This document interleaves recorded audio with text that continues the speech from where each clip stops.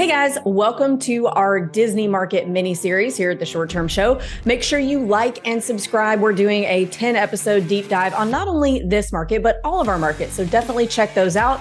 Like and subscribe to those, the Short Term Show, Short Term Rental Management Show. We got a lot of shows out there for you guys that hopefully you guys are finding helpful. So a couple things that I want to hit before we go into it is if you are looking for current purchase prices or current income numbers, we have those on our website at theshorttermshop.com. So be sure to check that out. Also, if you're looking to just hang out, learn some things from some other short-term rental investors, we've got you. You can join our Facebook group with us and 60,000 of our closest investor friends, where we just hang out and talk about short-term rental investing all day. Same title as my book, Short-Term Rental, Long-Term Wealth. Also, like and subscribe on YouTube to the Short Term Shop channel. Also, like us on Instagram at the Short Term Shop. If you guys have any questions, if you're ready to maybe buy a property in one of our 20 markets and learn how to manage it from us for free, you can hit us at agents@theshorttermshop.com or literally any of the other avenues that I gave you right before that. So let's get to it.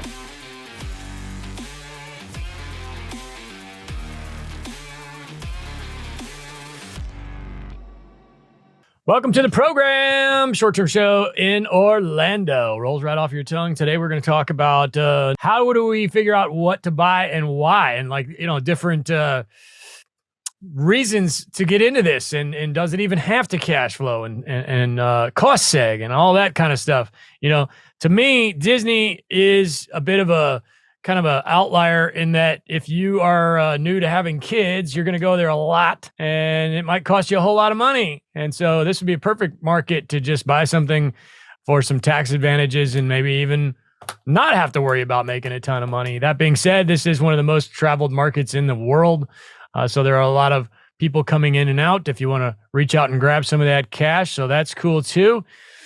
And I'm in that boat. I'm going next week, actually, at an undisclosed period of time in the universe, because I have two kids, and it's a wonderful thing. We were just there for a conference, huge conference market as well. So lots and lots and lots of traffic. We do have Holly, Wade, and Jessica from the Short Term Shop, and John, the numbers man. John, give us kind of a overview as far as statistically. This is one of the biggest markets in the world. So if you could maybe kind of give us an overview of that. Yeah, I'm always amazed by this area and how many people travel here in comparison to everywhere else in America. But I was just looking it up. There were around 74 to 75 million people that traveled to the Orlando area in 2022. I know it's slightly dated as of right now, but that was the latest one that I could see. And why that's interesting is because New York only had 56.7 million. So in my head, I always see as New York as being like the number one location to go. And then on top of that, there's between Orlando, Kissimmee, and Davenport, there's 50,000 Airbnbs in that general area, which to anyone who's listening is probably like, that's crazy. That's oversaturated. That's, you know what I mean? Like that's way too many, because like the next closest, I don't know exactly what the number 2 market is, but it would be somewhere around like 10,000 to 15,000 listings in that market. But before this show got started, I was trying to figure out if the market is saturated, because like that's obviously number one concern, right? And I'm super surprised by these numbers. So the supply has decreased by 0.99% over the past year in the Kissimmee market, and the revenue has gone up by 3%, which is beautiful. That is literally exactly what you want. You always want the revenue to be outpacing the supply. If they're even, or even if it's just slightly below, it's perfectly fine. But to have 50,000 listings in one location and still have enough demand to fill all of those Airbnbs is perfect. So that's a quick overview of my thoughts on that market, numbers wise. Okay, let's talk again specific to this period of time. So we are recording this in late fall, early winter 23, just for context. Holly, what are you seeing as far as what he just said, as far as buyers and sellers? Are we seeing more sellers than buyers right now? More buyers than sellers? Is it looking pretty even? What do you think? I think like a lot of the country for the short-term rental market, anyways, there are quite a few sellers right now for a multitude of reasons, though. They've owned for quite a while. We are a very established industry here. So some of these people have owned for 20 or 30 years now, and so they're getting their equity out. We do have quite a few, but there's a lot of opportunity here that we didn't have before. You can narrow down and find exactly the property you want versus before when there was like maybe houses were going by the minute that you just had to take what you could get. And now you can narrow it down to what works for you, what works for your family, what works for your guests. Yeah, so I think I'm seeing that fairly well. No, same thing nationwide, quite frankly. And I'm shopping right now. And it's definitely different, and it's different fairly quickly. You know, the sellers.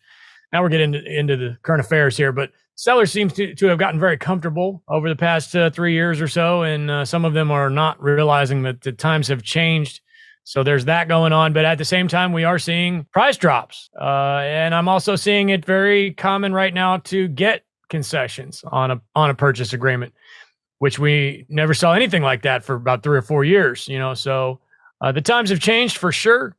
It's high interest rates, but I'm having fun shopping. I am. It's very different than it used to be, but I'm liking what I'm seeing out there as far as product and days on market and some price drops. This is again one of the most visited markets in the world.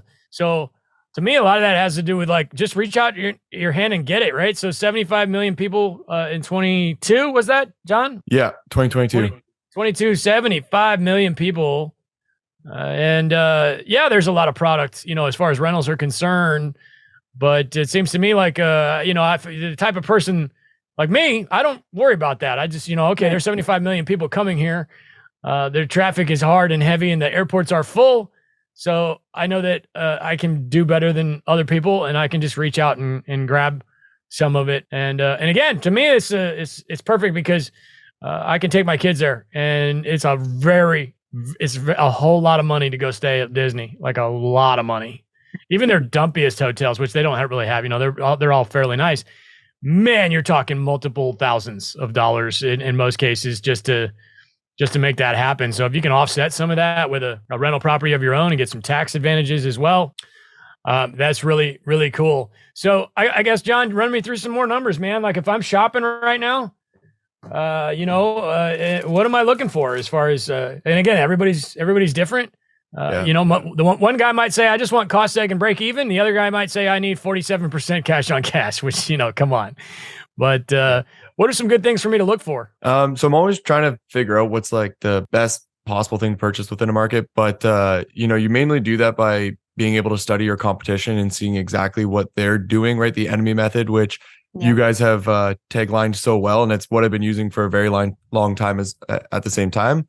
I think there's a clear winner between 6 bedrooms and 8 bedrooms. I think I would try to avoid 7 bedrooms just based off of what the data is saying. But regardless of what you end up going with, the way that you put it together is what's going to make a huge difference for that property, right? Extreme theme has been the number one thing in Kissimmee, and really being able to bring it together to make it look as great as possible to be able to stand out. There's actually a section, there's all those different categories on Airbnb now, right? Where you can see like the tiny homes. There's that one section called Play. And if you click it, it's literally all just Disney homes and showing off all of the best possible Disney homes and what they look like. And so I think it's a great place to go to be able to get a ton of great ideas. And when you go through the data, most of the properties that are performing extremely well have some sort of theme and design to them. And one little caveat that I want to throw into this is when I was studying this market really in depth, I actually came across somebody who didn't spend a crazy amount of money on the bedrooms. Like he did what I refer to as making it full. So the entire thing, the bed sheets, the pillows, the dressers, the paint, even the fan had like Minions detail on it. So when you looked into the room, everything was Minions, but you could tell it was done on a budget. It wasn't done for, $15,000 like some of these other bedrooms are done. So in other words, what I'm trying to say is like, if you're going to be looking into this market, looking into the 6 bedrooms or the 8 bedrooms and focusing really, really hard on that theme is what's going to make a world of difference for your property, which I think is almost common knowledge at this point. Would you guys agree? Oh, 100%. 100%. I got a couple of questions. So that play button you're talking about to show the Disney properties, are you saying that if I put in Orlando and hit play, it's all Disney properties, or is it if I put in anywhere like Seattle? You put in anywhere in the world, anywhere in the United States, and then you go to the category that's called play, it's going to show you about 95% of them are all going to be Disney homes and or Orlando or Kissimmee homes, right? With all their different extreme themes. And like, you got to study your competition to beat your competition. So like, that's where you would go to study the best of the best and figure out how to be able to do what they're doing. Your enemies. Yes. Are you saying that, I hate to bring up other markets, but if I hit the cabin button, does it take me straight to, somewhere else? It doesn't bring you straight to Gatlinburg. I think the cabin market will actually bring you almost everywhere else. This is the only filter. Now, I haven't gone through every single last filter, but like this is the only category that I've clicked into that's like majority one location. Because I remember I went in here and I wanted to try and find some like fun amenities that I could be adding to different properties. And it was just over and over and over again, Kissimmee homes. Interesting. Yeah. I'm wondering if they even know that, or if they just created that button and weren't quite sure what to put in there, and maybe it'll change over time, or who knows?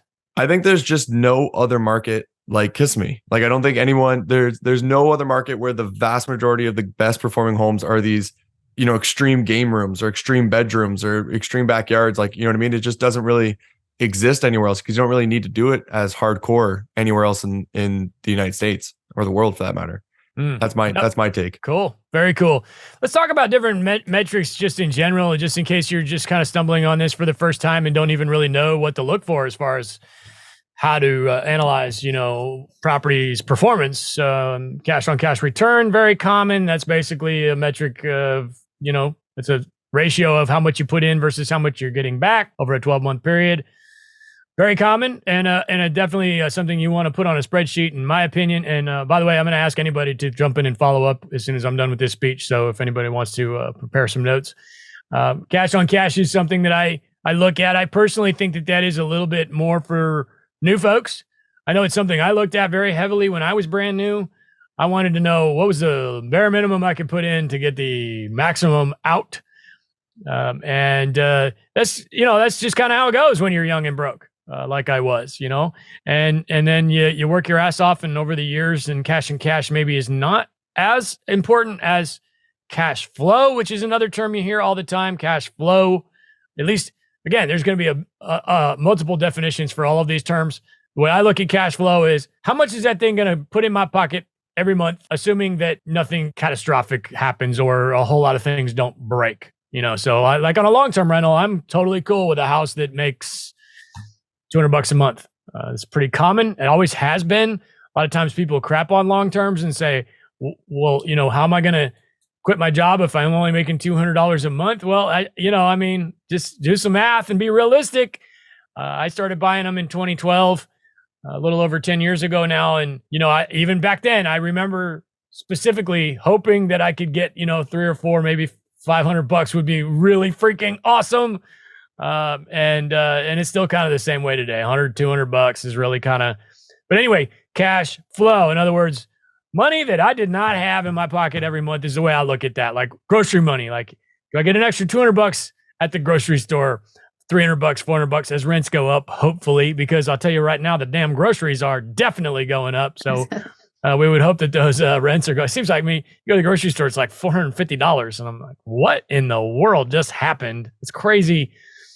So, and then you'll hear also, you'll hear cap rate often.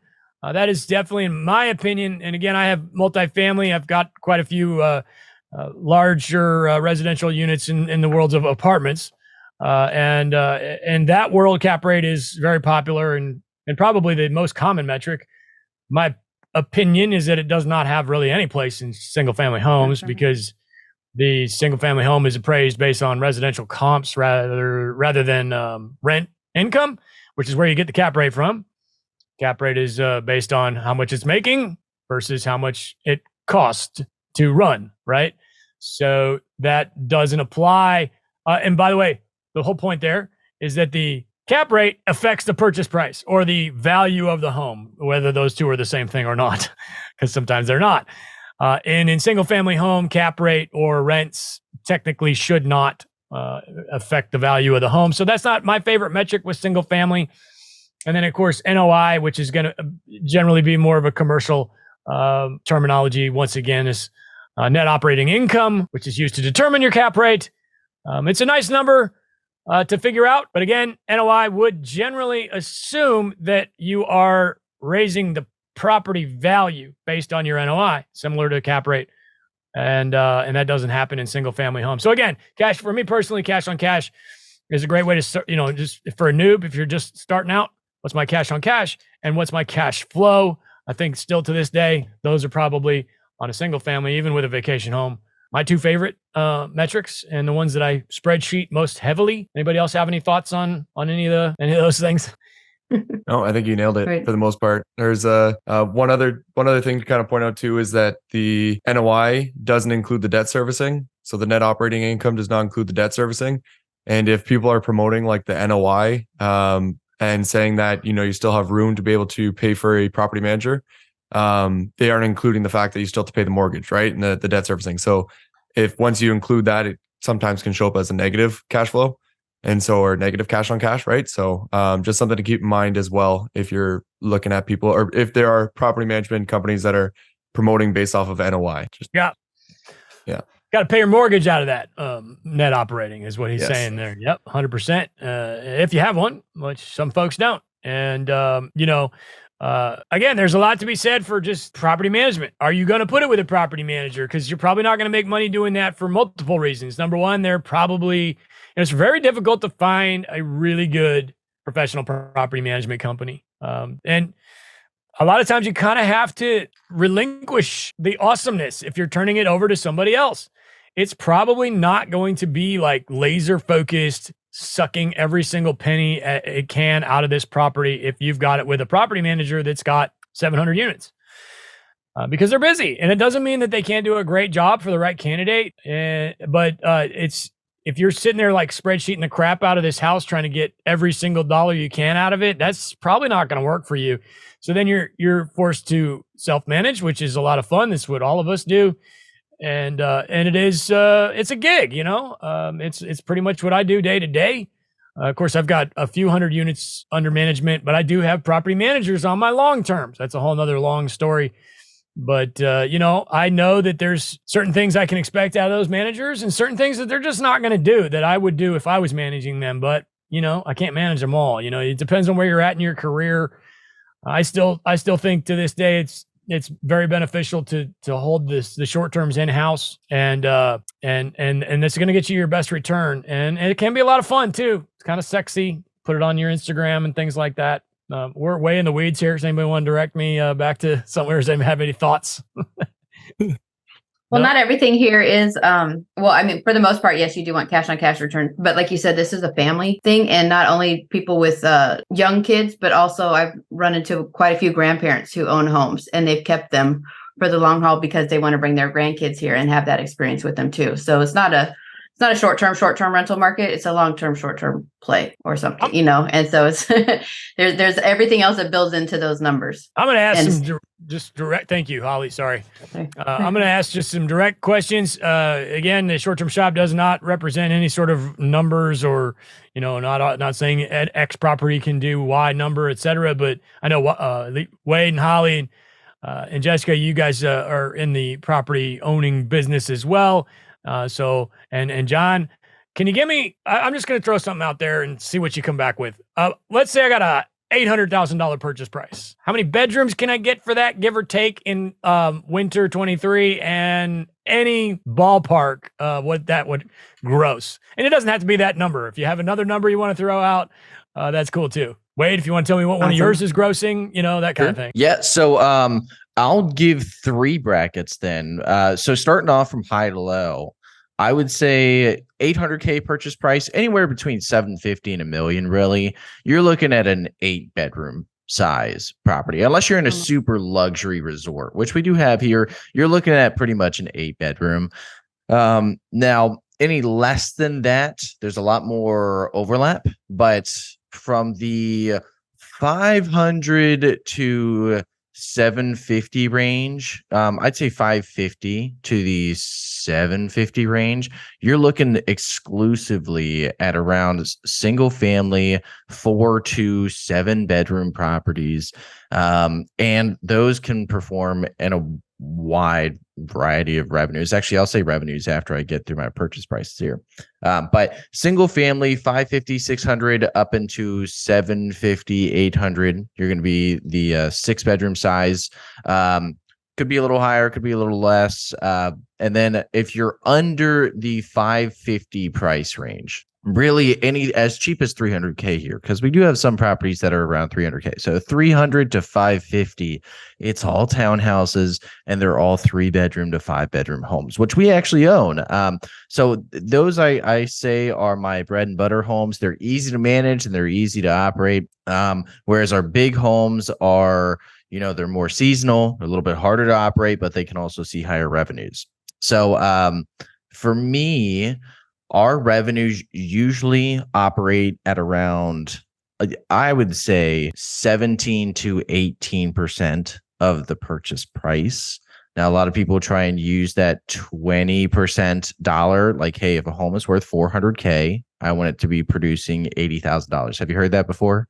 So it's around 80K. We're a little bit less than that, I would say. I'd take that deal. I'd take that deal. So we have higher expenses here, such as HOAs, things like that. So it's a little bit different because we have to account for additional expenses. But example, right now, there's a 400K property on market. I'd want it to be doing $80,000 in revenue. Now, if you take 17% of that, so 17% of whatever 400K is, I think comes out to around, what is that, 72,000, something like that. That's about what I would see.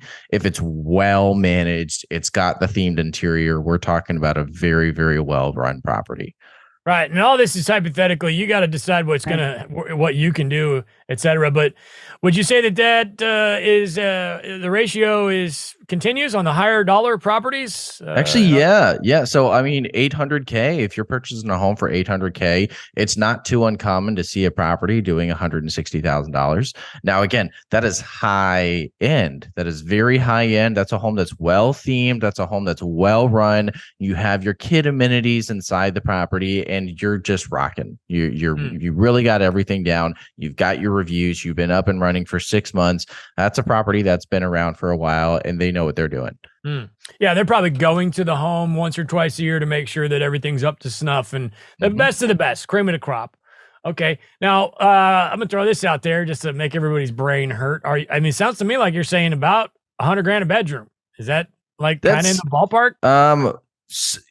A little bit more. It really depends on townhouse versus single family. So I'm scared to say just $100K a bedroom for the purchase price. I'm scared to say it too, because now in 8 months, somebody's going to tell Avery we said $100,000 a bedroom, and then she's going to be like, "Why the hell did you guys say that?" Because everything changes so often, Also, we have such fluctuation here between distance to Disney as well. Because like my townhouse, I bought my townhouse for the same price as a 6-bedroom single family that you can get 8 miles away from Disney, and they're both still Disney properties, so it really depends. I would say more based on location, what that price point will get you, because we have a lot. Once you get under 750 here, there's a lot of overlap between townhouses and single family, basically between the distance they are to the Disney resorts. Do you feel that a $800,000 property with 8 bedrooms can do more gross revenue than an $800,000 property with 6 bedrooms? Or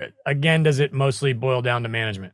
I would say, well, actually, you know what, John, I might bring you in for that. So we were talking about earlier, the 7 bedrooms are a weird range here. I agree. The 7 bedrooms I would probably avoid, and the 6 to 8s, I've seen 6 bedrooms perform the same as an 8-bedroom, but then I've seen 8 bedrooms just completely crush all the competition. So in my mind, the 6-bedroom can get to the performance of an 8-bedroom, but an 8-bedroom traditionally will always outperform a 6.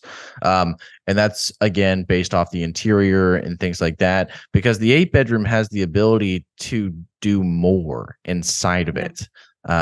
So John, what's your opinion on that? So few things. I think I do agree with the idea that the 8 bedrooms are going to have an easier chance of being able to outperform a 6-bedroom just simply because of the heads and beds strategy, right? Yeah. But I think the other two factors that are going to come into play is what resort is it in, and how close is it to Disney, and even how well did you design it? So I mean, if I were to look right now, there's 4 bedrooms that are outperforming 8 bedrooms technically. Right now, I haven't. I'm just looking at like all the numbers in general. So those 4 bedrooms are obviously doing something that's allowing them to be able to keep up with these 8 bedrooms. And so I think it's like almost more important is try to this is true across every market. This is a new thing that I've been trying to understand. But if you go into any market across the entire United States, it's the top performing properties are not in order of bedroom count, right? So it's not like I go to Memphis, Tennessee, and the top performers are all 6 bedrooms, then it leads into 5 bedrooms, then it leads into 4 bedrooms, right? And so what I've noticed is they're all kind of mixed in there together. And so what I've been trying to study nowadays is studying what it is that is allowing these properties to perform as well as the bigger homes. So like, how is a 4 bedroom doing as well as a 6 bedroom? Like, what is the features that's allowing it to be able to make that amount of money? And so that's the one caveat that I throw into here. You always are going to have an advantage with a larger property, but trying to understand what the true revenue drivers are for that market is what's going to make a real difference in the long run. You could have large properties here though that haven't done anything with their garage or haven't taken any advantage of that extra space. Where you could have a 6 bedrooms. Yeah, exactly. Yeah. So right. You take that. You have a 6 bedroom and you turn that garage into a movie theater or a Minecraft room or whatever. You're going to blow away that 8 bedroom because it didn't do anything. You know, it's in an 8 bedroom with 20-year-old sheets versus a 6 bedroom with Encanto coming out of the wall. You know, that is a whole, they can't compete. John, talk to me briefly, or not briefly, as much time as you want, about heads in beds. What I mean, I have my own strategies there as far as like size of home versus square footage versus number of bedrooms versus bathrooms as to where I kind of find my sweet spot. And I'm happy to get into that. But what do you see? I guess, you know, what are your opinions on maximum revenue versus heads in beds versus whatever your favorite metric is, whether it's square footage, et cetera? Yeah. I think it's clear that whenever you see somebody doing the heads and beds strategy, they tend to be making more than they should be. And when I talk about like almost like an extreme heads and beds, it's where you have, you know, a 3 bedroom that sleeps 16 people. Like you see that every once in a while, right? Where they're really pushing the heads and beds. We typically at TechFester will go 2 people per bedroom plus 4. That's like our norm, right? But we have seen in some markets a huge difference between allowing 14 guests compared to 16 guests. There's something about that, like 16, because it shows up on Airbnb as 16 plus, right? And you kind of hit this like different category, different size group of people that are willing to stay there. So, you know, sometimes we will make sure that we have a pull-out couch to be able to hit that 16 number, right? To be able to make that work. So I do think the strategy definitely makes sense, but you want to make sure that the common space is not too small for the amount of people that you're going to be getting in there. And the way that we do that, the way that I like to think about it is the dining table. So I don't know about you guys, but like whenever we go out, whenever I go with my friends, we always play cards around the dining table and we always have breakfast around the dining table. And so if I'm going with like 16 people and there's only a 6-seater, that's just an absolute deal killer for me. I won't go to that property. And so if you're going to do the heads and beds strategy, just make sure you have enough common space to be able to accommodate the amount of people that are going there. And then you could do a 3 bedroom with 16 guests as long as they can all hang out comfortably. That's my opinion. Cool. Yeah. I don't think there's any right or wrong answer there as far as heads and beds. And my thing I want to throw out there, you can always change it, you know. Yep. I remember when I first started, I got all hung up on all this crap that I just because I'm a systems guy and my brain, you know, it's 100% systems all the time. So I would implement systems when I was brand new that I didn't know how to deal with, that I didn't know what they needed. And then my brain would explode when the systems would fail. And then it took me forever. I mean, it took me like almost a year to realize, holy crap, I can just change this. And then my system has been, you know, perfected at least for now. And we might need to change it again later. I did the same thing with Pet Friendly. I went pet very first vacation house and hated it. And my brain was exploding for like a year. And I'm like, oh my goodness, my system is sucking. I'm failing at this. And that, I got to tell you, that can make or break it in any business, you know? So in this business, it took me a long time. I don't know why my brain is just not that, I don't know, my IQ is not good enough or whatever. Oh, I can just turn the Pet Friendly off. Holy crap. I don't have to deal with this anymore. And again, it's not about whether you should be pet friendly or not. It's not, everybody should choose what they want. And There's no right or wrong answer. I knew that it was becoming the wrong answer for me.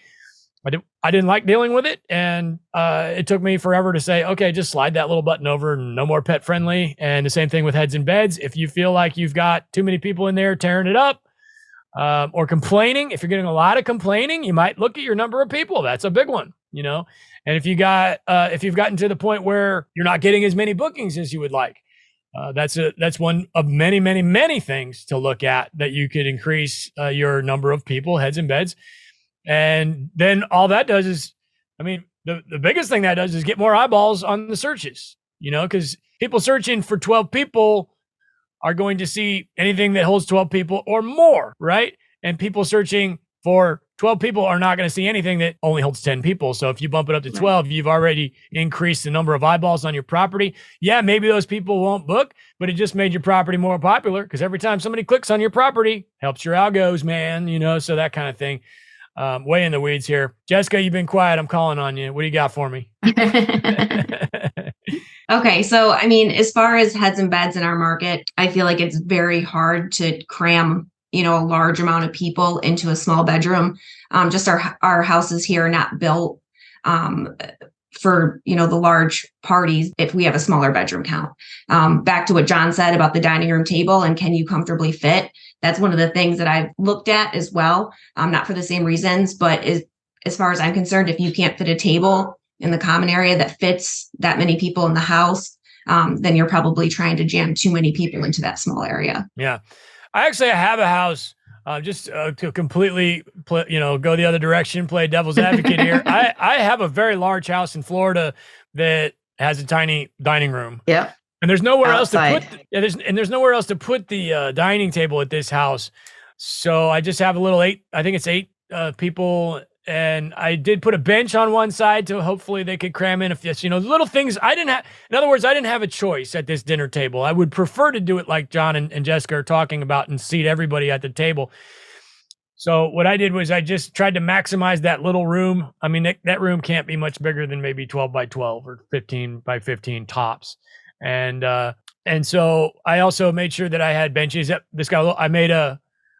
already had a coffee, like a window in the kitchen where you could pass through kind of thing, but it was completely open and it was built terribly and it didn't function. So we ripped that out and made it function more. It had like a step, like a shelf on the top where there's like a stair step. And so we got rid of that and leveled it out. So it's just one big giant countertop. And then we put bar stools on the front of it. So boom, we got some more people that can sit and have a meal. And then of course, I think Holly already hinted at putting a outdoor seating situation, which of course we did that as well. We've got a pretty big backyard on that one. So, it can be done. And I never hear about it. I guess that was my point. 20-minute speech about nothing. That was my point, is that I never hear about the lack of dining table area on that property. But again, I've worked that into my management. Hey, you're probably not all going to be able to fit at the dining table. Take it or leave it, Yeah. But Jess and John are right.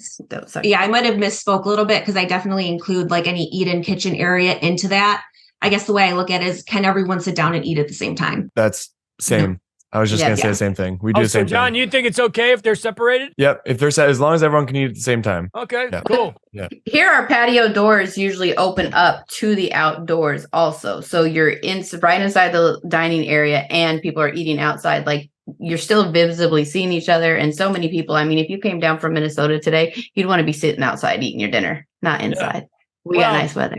Let me throw this one at you too. I don't know if you've ever been on vacation with multiple families, but at some point you're probably going to want to be able to move away from these people and have somewhere else to eat your meal. So that's pretty cool. All right. What are we missing? Let's go back to those numbers. So, John, what are you seeing on, not size of property, square footage, number of bedrooms versus gross income? If you can just throw some random stuff at us. Okay. I think people should pay attention to the resorts and trying to understand what resort offers more than the other resort at a cost basis.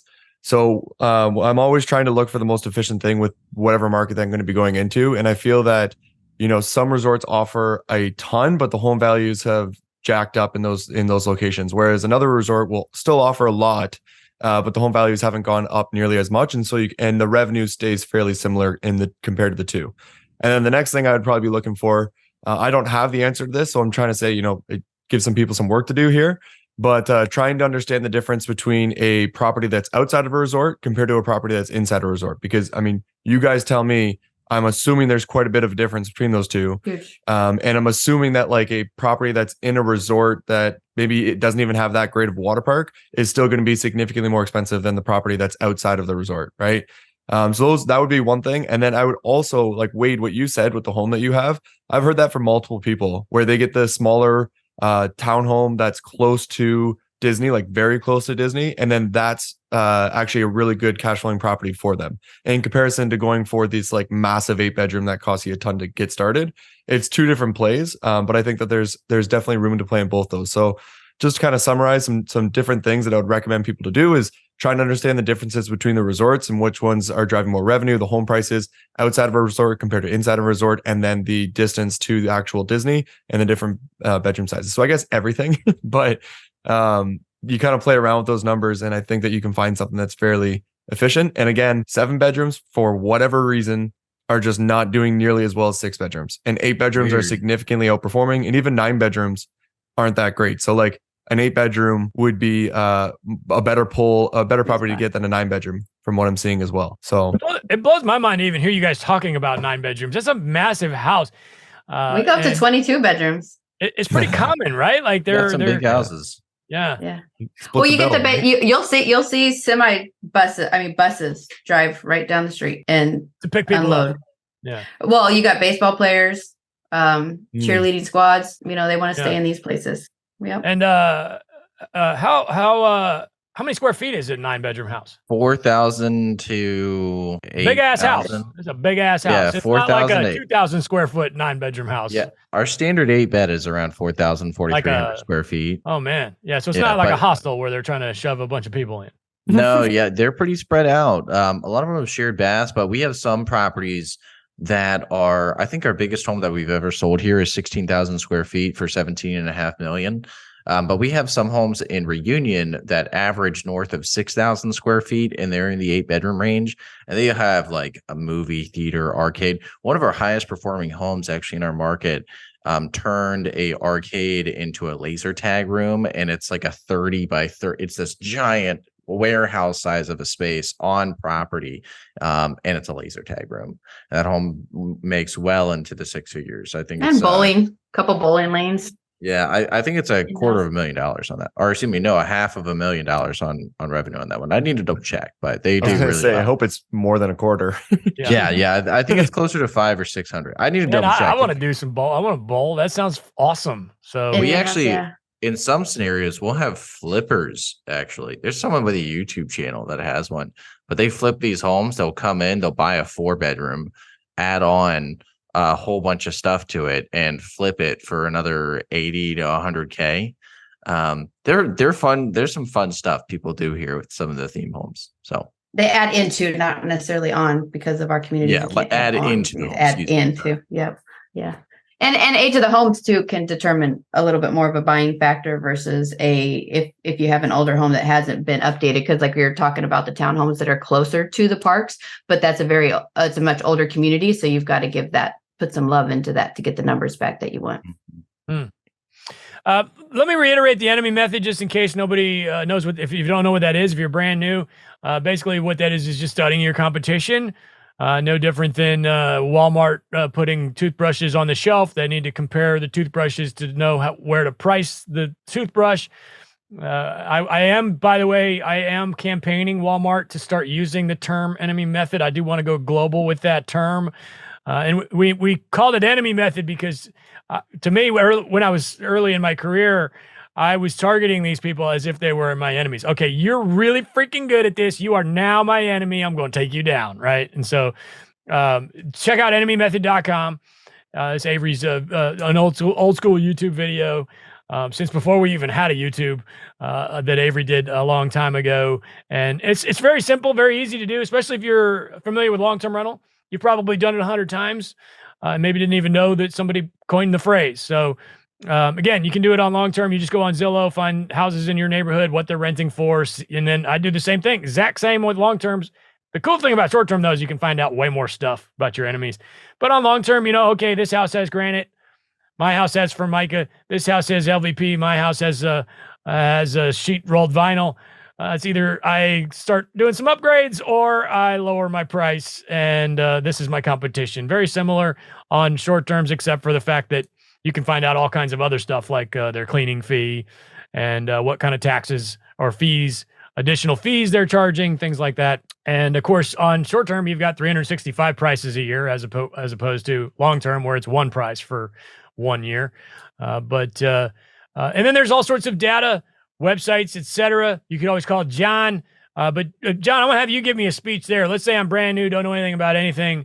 Can you give me like a little rundown of the different websites and softwares available for numbers? Yeah, sure. So the number one place that everyone goes when they're first getting started is AirDNA. And AirDNA just opened up a new way of displaying their data. So you actually can see annual revenue numbers at a high level for any market that you want to go into for free, which I think is like super cool, because now you're able to look into that market, get a general feel of what the revenue might be. You can start looking over at Zillow to see what the home prices are going to be. It's a very, very, very high level though. And then once you get a little bit more feel for that, you can potentially purchase AirDNA and be able to actually dive a little bit deeper into those numbers, go a little bit deeper into specific areas and specific bedroom sizes and bathroom sizes and all those different things to go a little bit deeper. And it's a really useful tool. The other useful tools out there is another one called B&B Calc, which is great for being able to underwrite a property to figure out exactly how much it's going to make. I'm coming out with a tool. It's not available yet, so is what it is. But that one will help you deep dive like crazy, like I do, and get all the way to the nittiest of grittiest of details. But anyways, if you start with AirDNA and then head over to like B&B Calc to really deep dive a property and underwrite it, you should be able to get a good answer to know if a property is worth moving forward with or not. Cool. Yeah, there's several of them out there. Don't waste your time with any of them until John's comes out, is what he's saying there. And of course, the good old fashioned enemy method, if you want to do some yellow notepad back of the napkin style. Anything else that we missed as far as running your numbers? I guess my thing that we missed is just to be brutally honest here, you got to run your numbers, your goal is not the same as my goal, as the other people's goal, everybody else's goal. You got to decide what's right for your family and your future. And you might be cool with breaking even, or you might be trying to replace a 50,000 day job in 10 days. And that is very stressful. But any other thoughts on numbers before we say goodbye? Yeah, one thing I want to throw out there is, Carl, you and I have done these quite a few times. I feel like we're polar opposites when it comes to numbers. You'll grab out the yellow notepad and I'll create an entire software. Yeah. Right. So I find that super interesting because it's and anyone who would listen to anything on my YouTube channel and like learn everything that I'm doing, also listen to what Carl is doing, because you are better at pulling the trigger than I am. So, do your research, but pull the trigger, right? Like, don't get stuck in that analysis paralysis. And studying both of us would probably help people be able to do that. Just throwing that out there. Oh, that's great, man. I appreciate that. Yeah, I got no problem aiming after I shoot. But yeah. And I think what he's saying there, just to reiterate, is there's no wrong way to do it. Just do what's right for you and your family, and try and make tomorrow a slightly better day than today. And that's the best we can do. Anything else? All right, cool. We'll drop that mic. Thank you for hanging with us. Short-term show from Orlando and the shorttermshop.com. Thank you. Bye.